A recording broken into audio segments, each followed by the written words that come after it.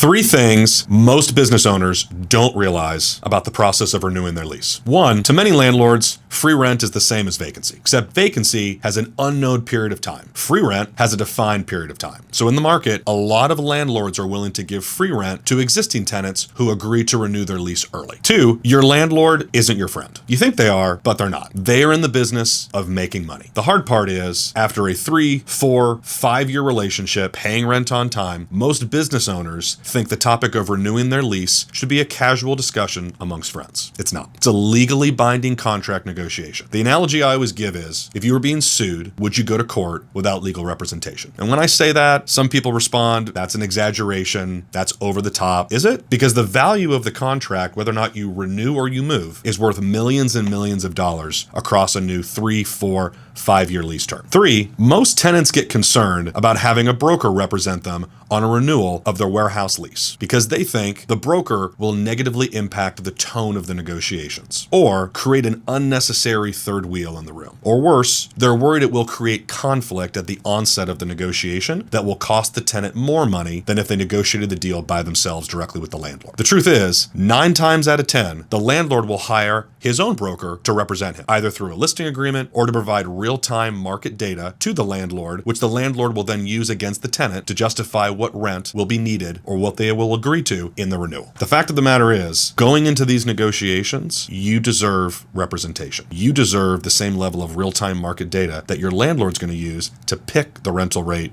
that he will use as his floor.